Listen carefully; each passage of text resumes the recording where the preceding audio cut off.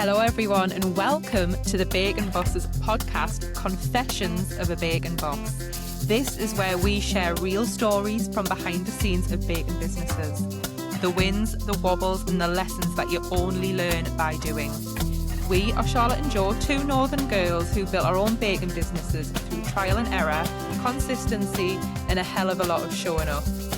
This podcast is proudly sponsored by Rain Accounting, an expert accountancy firm who support bacon businesses and small business owners to feel confident with their finances. Rain Accountant was founded by Nicole, a straight-talking accountant who understands the reality of running a business alongside real life and believes accountancy should feel supportive, clear, accessible, and most of all, not intimidating. Bacon Bosses is the community and business behind this podcast, created to support hobby bakers and bacon business owners with practical guidance and genuine support. That support also lives inside our membership, the Bake Boss Club, where bakers get ongoing help to build success on their terms. This podcast is one part of that. Honest conversations, shared experiences, and a reminder that you're not doing this alone. Welcome back everyone to Confessions of a Bacon Boss, where we go through the messy and marvellous truth about bacon for a living. So we are Charlotte and Jo, and today's guest has a story of creativity, courage. And today we are talking to Katy, the baker behind Wilde Bakes. Hello. Right, hang on. Shall we start that again? No, it was popped up on my screen and I was trying to... Welcome back everyone to Confessions of a Bacon Boss, the messy and marvellous truth about bacon for a living. We are Charlotte and Jo, and today's guest has a story of creativity, courage and cake. We are joined today by Katy, the baker behind Wilde Bakes. So Hello. From treat boxes and markets to a thriving cake shed and absolutely amazing celebration cakes, Wilde Bakes has become a much loved part of Katy's local community. And with cake decorating workshops launching this month, Katy's next chapter is really just beginning. So we can't wait to hear how she got here, what she's learned along the way, and what's next for business as well, because I'm sure it'll inspire loads of people. So welcome to the podcast, Katy. We're very happy to have you here. How are you doing? I'm good, thank you. Thank you for having me. It's a pleasure. We've done a few of these now, haven't we, Jo? So it's nice to talk to different people who are at different parts of their journey. And everyone goes through it a bit differently as well. So it's inspiring for listeners to hear all of the different ways and realise it's not perfection that is needed before you get started. But just before we get into all of the stories and things like that, we'll start a bit light. So what would you say is your favourite bake, Katy, that maybe takes you back to your childhood? Oh, so I mentioned when I was talking to you guys that I used to bake jam tarts with my mum. So that's like a vivid memory I have ingrained in me somewhere. It was jam tarts.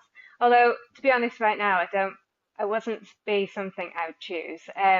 But it was just, I think, the fun of making them, and then you used to always burn your mouth on them because you wanted to eat them as soon as they came out the oven. But yeah, that's a fond memory I have from when I very first started as a toddler, probably with my mum. It's funny, isn't it? Because the trends and what people bake, it does change. I can remember as well things coming out the oven with my mum and wanting to eat them immediately, and her always being like, no, they've got to cool down. But what would you say is your most popular bake now, 2025? So I would say stuffed cookies, or cookies, like cookie bars. They, in my cake shed, they're always the first thing that sells out. And then obviously you have your blondies and your brownies that always do well. But I try and keep on trend as much as possible. I was very late to the party with the Dubai pistachio stuff, only because I kind of didn't want to join that club because I just thought everyone's doing it. And then eventually I gave in, and then now I do it all the time because people look for it. But yeah, I'd say cookies probably are my biggest seller. Yeah, that are popular, mind. I think everyone likes a cookie. There's so many different ways you can do them as well. Like, Hmm. it just suits everyone, doesn't it? Um, but I mean, the funny part of this podcast, I would say, is like the next part where we ask guests if they can share a confession, whether that's something funny that's happened in the baking business or shocking, or like an honest story from your baking life, or even if you've had an absolutely nightmare of a customer. Obviously, not naming any names, but I'm sure we've all had nightmares. So, what would you say is your confession? Um, so my confession probably is the fact that when I very first started my business, I was like saying to my partner, there is no way that I'm going to do celebration cakes. It's just something that I do not like to do. I don't have the confidence to do. It's not something I would enjoy doing. My sister is in the wedding cake industry, and I think I look to her, and her cakes are like perfect, and she charges hundreds and hundreds of pounds for them, and I just kept comparing myself to her. Um, but now it's actually my favorite thing to do, and like I'll take on as many orders as I can because I enjoy them so much. And Greg, my partner, he's always like, "You can't take on another order for this weekend," and I'm like, "Watch me," because it's my favorite. Like it is. Although I get very stressed with them, like very stressed, because I am a perfectionist and I want them to be as good as they look in my head, and I want everything to be perfect. I still, at the end, when it's all finished and I'm handing it over to the customer, just their reaction or their feedback is always like the best part of the job. Is it like a sigh of relief when you're waiting for Yeah. the feedback? I think we can all Yeah. associate with that. What cakes do you do, Katie? Do you buttercream or a fondant? So I do ganache actually. So I use white chocolate ganache for most of them. Oh, wow. It's Amazing. delicious as well, isn't it? Like, and then at It least is. with ganache, you know that it's like sturdy. It's not gonna collapse the same way that you Yeah. see buttercream sometimes collapsing in the hot weather, don't you? Yeah. I have done like some buttercream ones, but I much prefer like the just like the overall finish of ganache because I just even though you have to maybe work with it a bit quicker because it sets quicker, I just think like you get that flawless finish every time once you've mastered it, obviously. So yeah. Yeah, definitely. George, you did cakes for a while, didn't you? I was laughing to myself, Katie, because when you said you first started and you said to your husband, "I'm not doing celebration cakes, like I'm absolutely not doing them," I was laughing because I was like, yeah, that's what I said. I was like, no experience baking. So I was like, I'm just going to do like the easy things and just do a few cupcakes on a weekend. And yeah, I ended up doing celebration cakes. And Hmm. then a bit about wedding cakes as well. And I was like, but there's no way I'm doing wedding cakes. And I did actually do a few wedding cakes, but then I was like, no, I'm not doing them no more.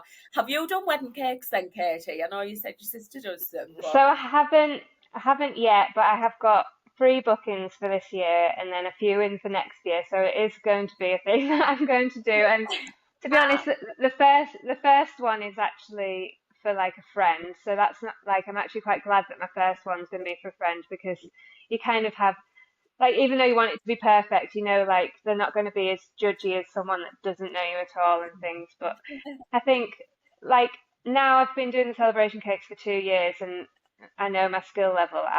I should feel confident enough doing one, hopefully. Fingers crossed.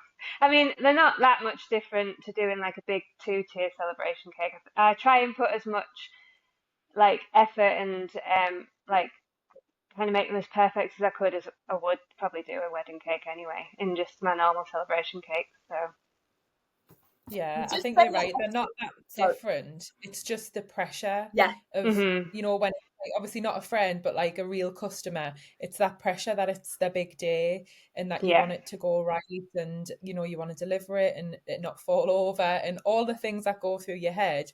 But once you've done it a few times, it does feel easier, I think. Oh, it didn't for yeah. me. I've done it a few times. And it went well, but the anxiety, Mm, it was just like I can't put myself through. But yeah, I think I done three, and I Mhm. delivered one that was about 40 minutes away, and the anxiety. of delivering I it. know. It's hard, isn't it? Like I did one for me friend, who I've known, we went to nursery together, we went all through school together. She got married a couple of weeks ago. She's my hairdresser as well. So what we did was we just traded. Like she's doing me hair like a Yeah, few times, and I did her wedding cake. So like brilliant trade. Um, and so you feel a little bit of pressure release when it is your friend and when yes, you're doing it that way, yeah, but still it was probably the most complex wedding cake I've ever done because of the stand that was used. There was like a 10-inch cake on the bottom, and then the stand like made it one of those like I anti-gravity remember effect saying cakes. that. Yeah. Yes, And then like 2 tiers of cake on the top. So there's that pressure that every single layer obviously has to be dead level so that it's the stand isn't going to wobble. Um, and I put it up, I set it up at the venue, and I literally just stood and looked at this cake, honestly, for about half an hour, just looking at it, yeah, thinking, is that level or is it not level? And then I'm thinking, no, it's not level. And then I'm trying to move it a bit, but it was level. I was just panicking myself, and there was a guy setting the room up with all the chair covers and everything from the company. And he was laughing at us. He was saying, are you okay? I was like, yeah, but is that level? I done once that and I delivered to the venue. It was actually only a small cake, and it was a cupcake tower with the small cake on the top of the tower, and I had to build it on. It was on a barrel, Oh, and the barrel had a little wobble, so I done this great big tower with just a little cake on the top, but like mhm. the wobble, and I was like, dare I walk away from it? And then in the end, I was like, right, I'm walking away. I'm never doing it again. Really? It's so stressful. I think sometimes as well that the venue can cause a lot of the stress depending on where you're delivering it to and if they're used to receiving wedding cakes. Because I remember in my first year of doing them, so they probably, well, they definitely weren't the quality that they are now. I was still learning. But when I got to the venue, they wanted us to put it into one of those cake fridges, like a display fridge, like narrow, and the cakes are displayed like if it was a coffee shop or something. Yeah, And I went to put it in, but it wasn't flat. It was like, like in a microwave where you've got the dish that turns around on the inside. yeah. It was like that. So it was just wobbling all Oh, over the place. It was a 3-tier cake. And I was like, oh, that's not stable. So what they did was they bent loads of these, what do you call them? Beer mats. I don't know why I've got a beer God. mat. They bent loads of beer mats over to prop up the little plate. And I just thought, oh my God. Like, but I didn't have the confidence back then to just say to them, like, absolutely not. So I put the cake in there. Lo and behold, a few hours later, getting a call off the bride, oh, the cake's leaning to one side. Is there anything you can do? I was like, well, no. But it's probably because the venue have actually put it in that fridge, Yeah, and that's where they wanted to store it. Me now, I would never, ever, ever leave it like that. But you feel a bit intimidated when you think, yeah, the venue know better than you. Do you know what I yeah. mean? You don't stand up for yourself as much at the beginning, do you? Whereas, like, as time goes on, you're like, no, I'm taking Yeah, care of this. you do Yeah, learn things, don't you? Um, well, Katie, obviously you were just mentioning before that you've been baking since childhood and you've even ran your own tea rooms before you had kids. So can you tell us a bit more about that part of your journey? Yeah, so I went to uni after I finished school. I actually did a degree in fashion communication, which I've never done anything with. But at the time, I was feeling a bit lost because I mulled through uni. I had some like personal circumstances happening while I was there, so I kind of just scraped by just to get my degree because I paid for it and stuff like that. But I came out and I kind of like didn't know really what I wanted to do. And I've always been, like I said, I've always been interested in cooking and baking and things like that. And um, my ex-husband, who I was with at the time, kind of like said to me, like, oh, there's this opportunity to run this fish farm because he was an electrician, not this fish farm, a cafe on this fish farm because he was an electrician and he'd been doing some work for them and they'd been talking to him. So I went to meet them and they were like, oh yeah, like you can lease the cafe and you can run it as your own, like do what you want to it, kind of like offer whatever you want. So I did that for just, it was just over a year, and then unfortunately the people who ran and owned the cafe and the fish farm decided to sell up, and the people who bought it wanted to run the tea rooms themselves, because that was kind of like one of them, like I think it was a couple, and he wanted to do the fish farm and she wanted to have the tea room, so I had to give it up, unfortunately. But then straight after that, like after I'd given that up, I actually fell pregnant, so it was probably a good time to give it up. But I loved it, and I loved the fact of meeting people like on every day, and then having my regulars, and like kind of being able to be creative with the menu and things like that. So it was kind of like my first taste of baking for people that like weren't family and friends. So it was quite a good experience, and a learning curve, because I was only 20, 22, 23, so I was quite young. God, it is young, isn't it? Like I was going to say, it's a big step going from just for family and friends who don't really have any expectations to paying customers. It's a bit nerve-wracking. But did you bake everything that was on offer there? Yes, I did everything. I did all the scones, all the cakes. So yeah, I did all of that. And did you have staff as well? I did, yeah. I had two younger staff, and then my mum and my sister used to come over at weekends to help out, which was great. It meant I didn't have to pay them. I know, that's a good thing. It's a different ball game when you've got to actually have like real staff as well, because that's just Yeah. another part of the business that you've got to work on, I isn't know. it? And this was all before like you had to pay people's pensions though, so it was, and you could get away with cash in hand a bit better than you can now. So it was a bit That's easier to run a business back about, well, how many years ago was it now? 13 years ago. So God, yeah. it's a while ago, isn't it? So, like, you Mm, went from that, and then obviously all these years later in 2023, when you launched Wilde Bakes, yeah. it was probably a bit about rediscovering yourself. So, what did that mean for you? So basically, the story behind it all was I had met my current partner, and at the time I was just working in Tesco's, because obviously COVID had happened. Previous to that, I was a personal trainer, and while I was doing the personal training, when COVID hit, like you just couldn't do that kind of thing. So kind of like spent a year, like most people did, not really doing very much. And then I was like, right, I need to get like back into work, kind of earn some money. But I tried my personal training again, but it just wasn't the same. And like people, I think because people had done so many home workouts during COVID, they kind of felt like they could do it on their own. So I just got any job I could, which was Tesco, which was fine. It fed me and the kids. It paid my rent, but it wasn't like who I was or like where I wanted to be. And then I met Greg, and he was a dry stone waller, and he said to me, "Why don't you come and have a few days doing some dry stone walling on your days off? Like, see how you find it." And I was actually really good at it. I think it's because it's creative, and I'm just like that kind of person. So I ended up doing dry stone walling with Greg. And then we moved in together, and it kind of got to that point where we were working together, living together, and doing everything outside of work and house life together.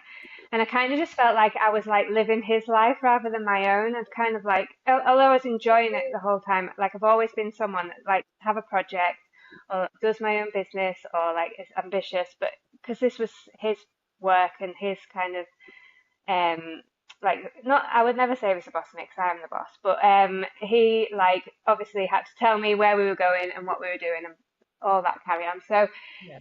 I kind of sat down with him one night and I was like, I love dry stone walling, but something's got to change. I'm just like feeling like I'm kind of just mulling through life. So he was like, well, why don't you start selling some of your bakes? Because I used to bake every week for him, and then there was like a couple of other workers that worked with us, and I would take it in, and they would have it, and I was like, what am I going to do with these bakes? Like I could bake, but what am I going to do with it? And he was like, well, just start like doing some treat boxes, like make a Facebook page and see how it goes. So I did, and then like I started doing these weekly treat boxes, and I would only offer like 10, and they're only a £10 each.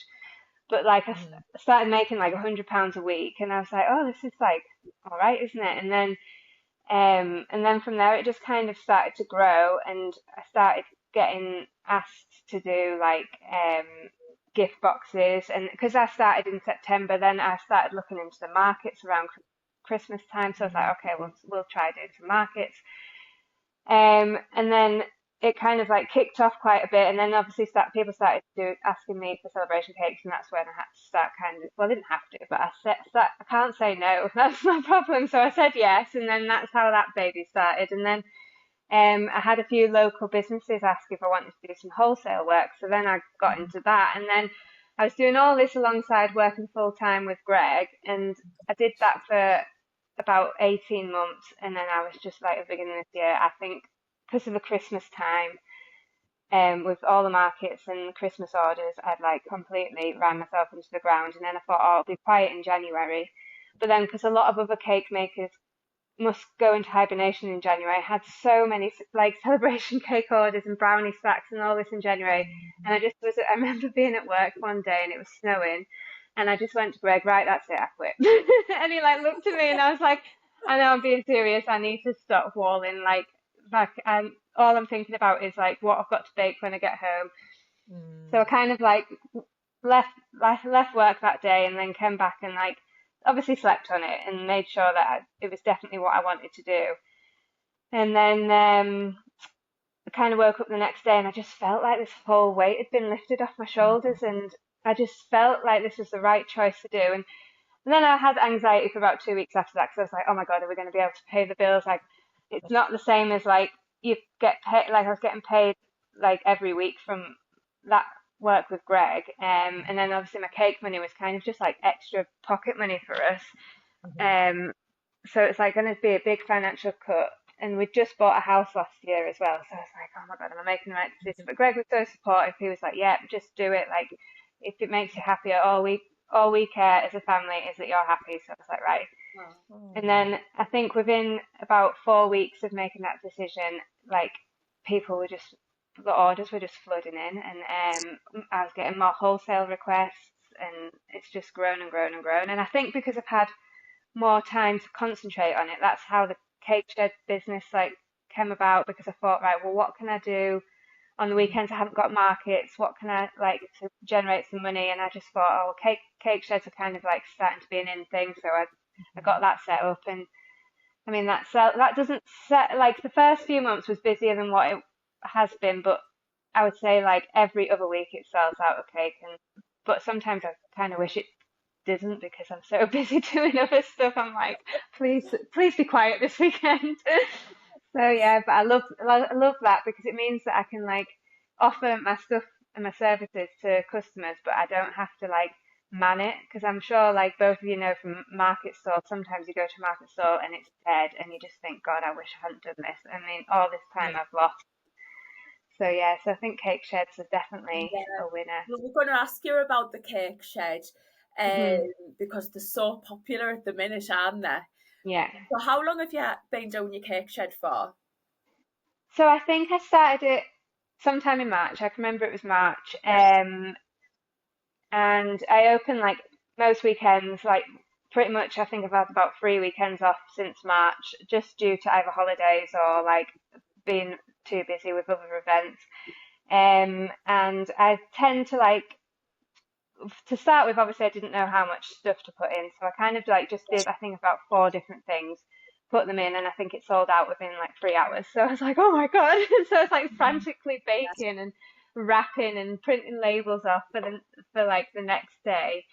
And then I was like over baking a little bit, because I thought it was going to be like that every weekend. And then now I'm a bit kinder to myself, and I just say like, this is what I've got, and if it sells out, it sells out. And I don't like, unless I've got like a whole afternoon where I haven't got anything else booked in, I will like top a few things up, especially like cookies and stuff, because they don't take very long and they're cool quickly. They don't have to set like your brownies and your blondies. You don't have to cut them and stuff.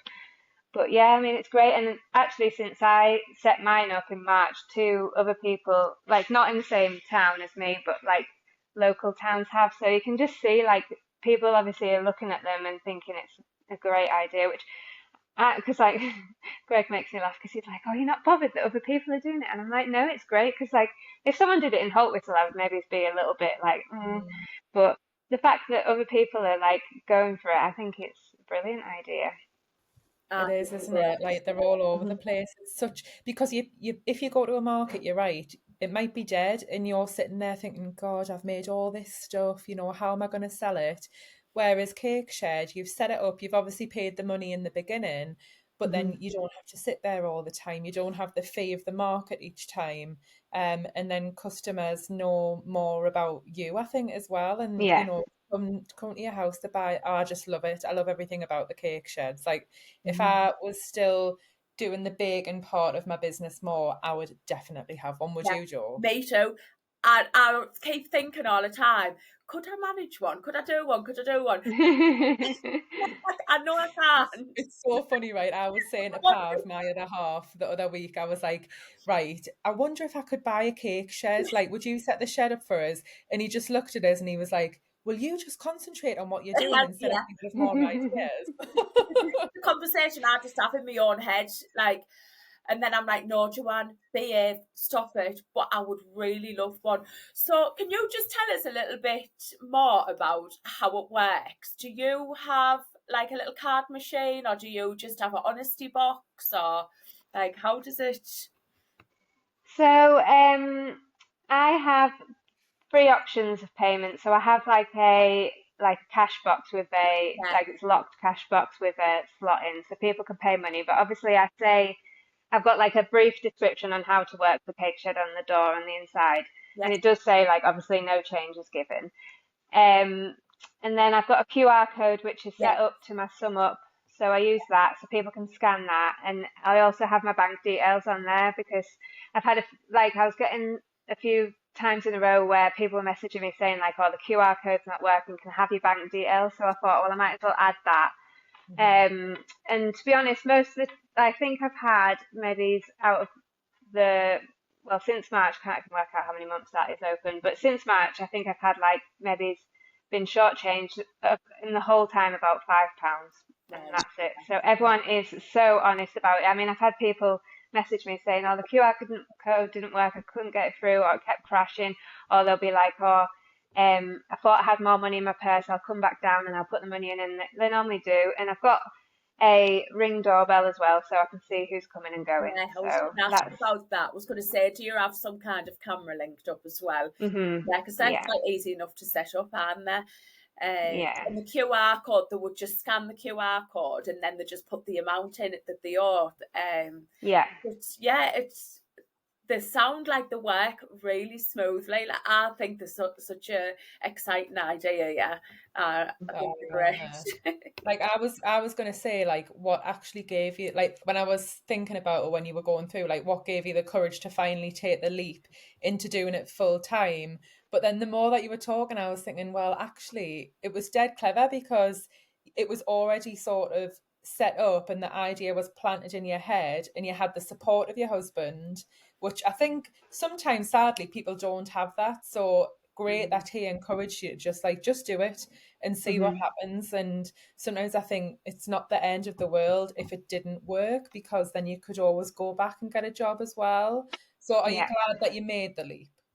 Oh, absolutely, 100%. I mean, I've got so many big ambitions for my business as well. Like, I'm not stopping where I'm at. I want to keep growing, like, and I'm excited for like kind of what the future is because obviously I'm going to start some decorating classes, which is happening. I think Mm. it's next weekend. And they're like as like my little baby at the minute. So obviously my cake shed was my little baby, and now this is my next little one. And I'm kind of trying. That's my next focus is to grow that. But I'm like talking to the right people, meeting the right venues. Because for me, like it's the environment as well as what I offer that like sells it. So it's all kind of like I'm taking baby steps with it because I want to get it right. I don't want to like just rush it and like people because once people experience a bad experience, that's what they talk about, and then like that's what you get known for. So I'm like trying my best to like make sure that it is completely perfect. I've had a trial run with all my friends and family, which was hilarious, and they all loved it. And I know it's not going to be like the same like that when it's people I don't know, but I'm so glad I did my like trial run, because now I feel like when I go into my first class, I'm going to have that confidence to kind of to give what I know I can give Yeah. at like a professional level as well. Yeah, you'll be surprised, like because I do the cake decorating classes and I was so nervous before the first one. But everyone was and I've done a few now and it's been the same every time. Jo, you've been to one of Yeah, them as well, weren't you, yeah, helping? And great. everyone's just dead canny, like the dead chatty with each other as well. And it's just lovely environment, isn't it? I don't really know how to describe it, Jo, but it wasn't it so Yeah, good. it was. And you know, I think that make great packages to offer is, you know, like hen parties or Yeah. like little Hmm. parties for the birthdays or some kind of celebration. Yeah. Because people often look for alternatives, don't they? But yeah, Hmm. the people But who like come for to the me, class will, the yeah, ones that we did, you know, like when people go away from the class and they've got really a fabulous yeah, cake that they've decorated themselves, like the icing smooth. I was showing them how to do the chocolate drip effect around the top, like, and it looked like a professional cake, yeah, and people, you could see how happy they were taking it home looking like that and yeah. having Hmm. learned how you do it, and that it's just like step by step. It like that Yeah. for me, I love it. What's your first class that you're doing? Is it a cake decorating or? Yeah, so I'm doing I've got one on the 20th of September, and I think the next one after that's the 9th of October, and these are both bento ones because I thought I'm going to start small. Yeah. um just because like as well price point, like I wanted to like start by offering like my like cheapest class so people can kind of like see it and then talk about it, and then eventually I'd like to do like bigger cakes Yeah, for like obviously more money, and then eventually, because my sister does this and I know that she really enjoys doing it, it's like one-to-one classes. yeah, But obviously that I'm talking like in a few years' time, like that's something that I'd like to do in the future. Yeah. But yeah, I've already thought about like the hen party ideas and yeah, like the and kids ones as well, like yeah, cupcake parties and stuff, because I'm quite lucky in the sense of where I'm at. Well, I'm lucky and unlucky because Hot Whistle is like right in the middle of Newcastle and Carlisle. So like I've got obviously the two big cities either side of me, and then you've got all these small towns along the A69 in between. But apart from, and like we're right in the middle, but apart from me, I can't find on like Facebook or anything anyone closer than Newcastle or Carlisle. So like I'm kind of like going to be that middle person once I get like established and people start looking for me, because I can like do the class without having to charge all that extra like mileage that people from like Newcastle probably have to add on to it and stuff. So that's why I'm trying to get it out there like as good as possible at a level that people would be happy to pay for.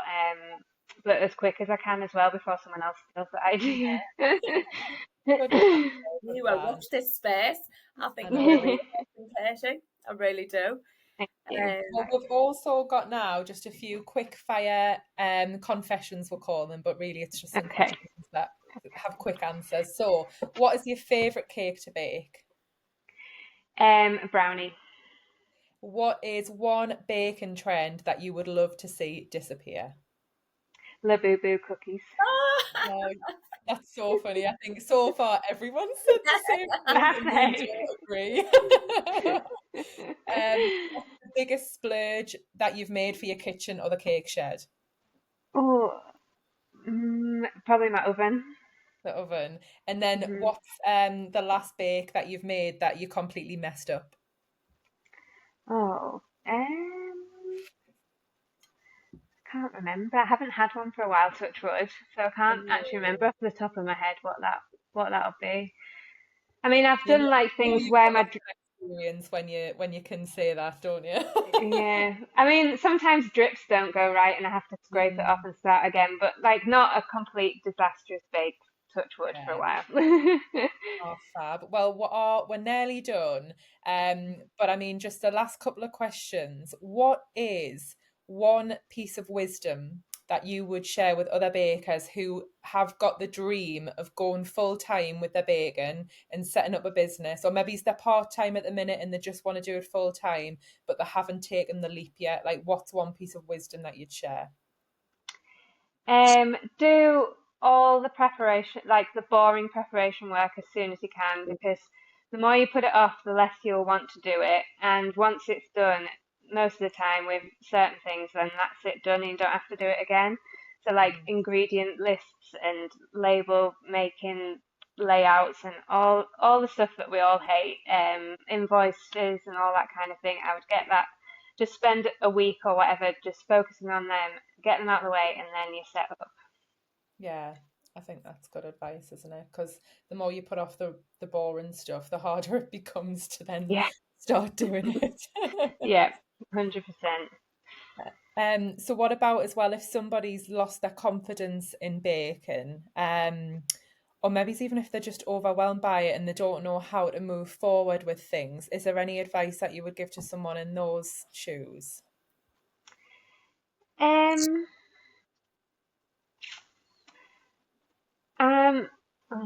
trying to Because I think. think with that one, the way that I think of it is that a lot of people compare themselves constantly, don't they, to like what you see on Instagram.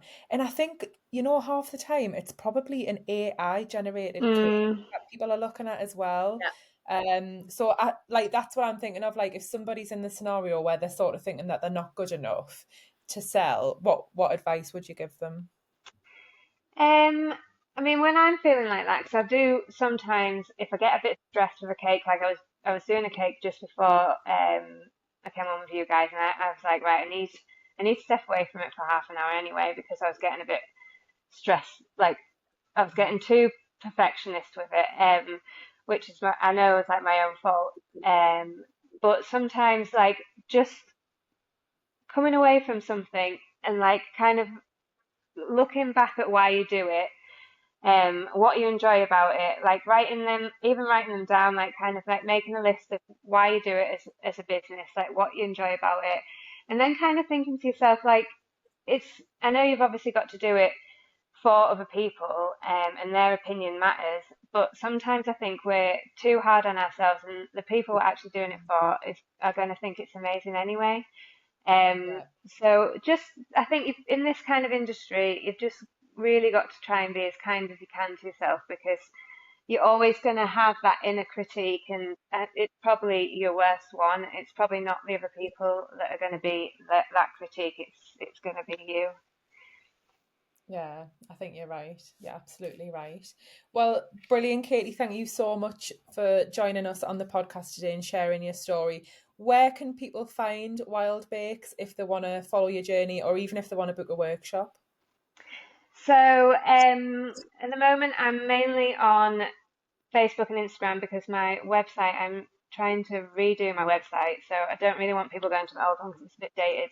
So on Facebook, it's at Wilde Bakes, but it's Wilde_Bakes. And on Instagram, it's Wilde_Bakes, because someone had already stolen my name. So I had to have a double underscore on that one. But you'll see my logo and everything when you click onto it. It's a big WB, so you'll know you're in the right place. Right, brilliant. Thank you so much. Thank you very much. And thank you so much for coming on. You've been amazing, Katy. And thank you. To our listeners, we'll post all the details where you can find Katy. Don't forget to follow us so you don't miss the next confession. And we'll see you next time on Confessions of a Baking Boss. Bye. Bye. Thank you so much for listening to the Baking Bosses podcast. If this episode has helped or made you feel less alone, please subscribe, leave a review, or share it with another baker, because it really does help the podcast and us reach more people. If you're somebody who's looking for some free support, you can find our Facebook community by searching UK Home Baking Support, Hobby Bakers and Beginners. It's a really welcoming space for bakers at every single stage of their journey, including you hobby bakers out there. You'll also find the option to leave your email so that we can send you some free resources to help you on your baking journey. And if you want ongoing support beyond that, Baking Bosses is the community behind the podcast, with our Bake Boss Club membership for bakers who want to grow on their terms. All of the links are in the show notes, and we're just really glad that you've listened to the podcast. We'll see you in the next episode.